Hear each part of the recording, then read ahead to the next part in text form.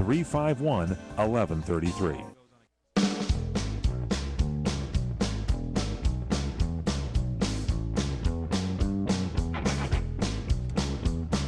PM Show Weekend Edition on CRN Digital Talk Radio. Once again, here's the star of our show, Fred Dreyer. Thank you so much, Michael Horn. Welcome to the show. I am your cultural curb feeler here at 71,089 feet above the spinning blue globe down below. And what I wanted to discuss with you folks and kind of set up for the thrust of our show and the segments of our show is that it's clear.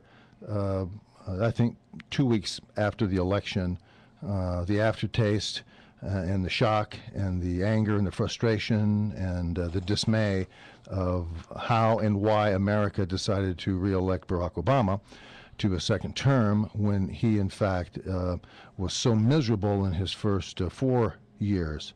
And I think what you have is a basic disconnect between the Republican Party and the American people, number one.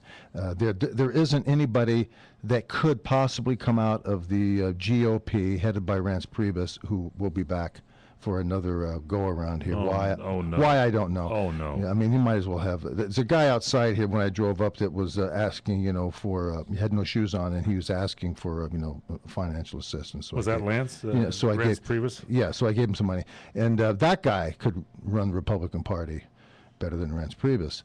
And as a matter of fact, I hope he's still there when he gets out. I'm taking him to dinner and talking to him about it. Good. And so anyway, the point of all this is that the Republican Party was duped.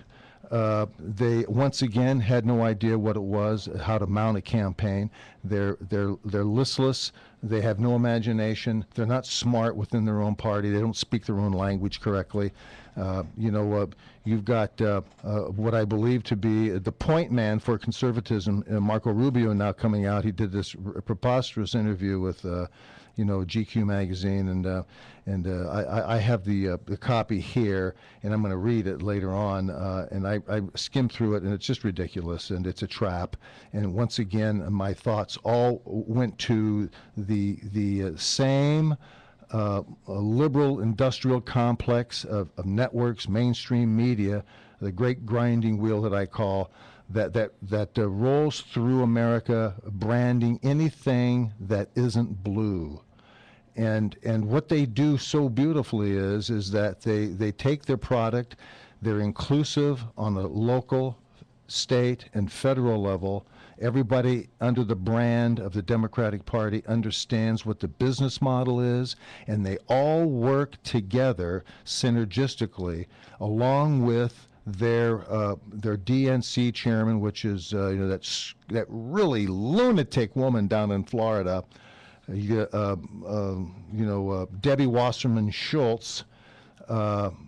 And then they wrap it beautifully, and they hand all this propaganda over to the news media, and the news media spins it, wraps it, squirts on it, packages it, and then puts it out through their distribution.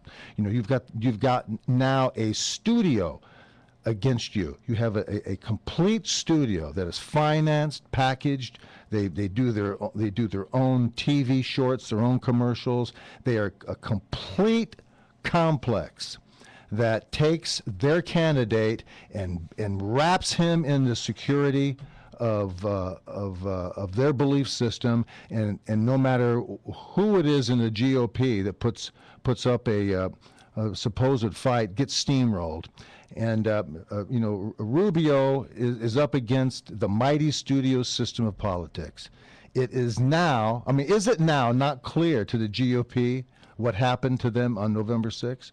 Do they not understand that the form by which they've been defined forever out of the conversation? Are we going to watch once again another decent, nice, competent family man with Christian, godly beliefs be ground up so soon after the fight, and will we see wisdom finally surface in the GOP, or more idiocy, more cowardice, and certainly more fear? All I heard from the GOP was how inclusive they've become. See how many women, Hispanic, blacks we have at the convention. See how diversified we are, you know. And yeah, we're diversified in gender and race. Yeah, okay, fine. But not in ideas or in the understanding that what is missing in this country is a conversation, a base conversation that has the ability to rally everybody. Forget everything about gender, race, and class structure and economic structure whatsoever. There's a conversation in here that is just laying on the table for the Republicans to pick up. Why? Because they've got the Constitution and the history of the country on their side. What they don't understand is that the model being used against this great establishment, the Yankees, you know, you've got this this pickup softball team that is very organized, and they got a killer on the mound, and they're throwing beanballs, and suddenly the mighty Republican Party that's backed by the Constitution, the Bill of Rights, and all of our history is not being used. We don't educate anybody anymore. We don't talk to anybody anymore.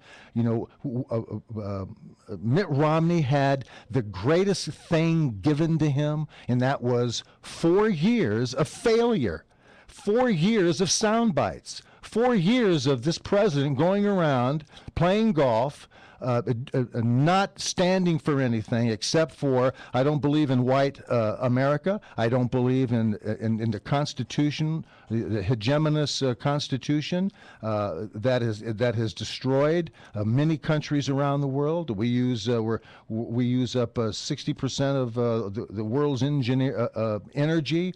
All of these things that are just half truths and lies and manipulations. That are not, I think, they don't apply to anything, and so all they are is sound bites. All they are is blurbs for their production machine, and they do that better than anybody, as I've said. There's individuals that make up the roster of the GOP: governors, senators, representatives, and those that are candidates for their positions coming up in the next 2 to 4 years. We got a midterm coming up in 2 years. We got to get ready for that. We're going to put Reince Priebus in charge of all that. Yeah. You know, what is it that we're going to do that to put us in sync? Are we in sync? You know, this is the GOP's responsibility. This is Reince Priebus's responsibility. That's his job, to set the form and to educate the people to what is necessary to run a campaign.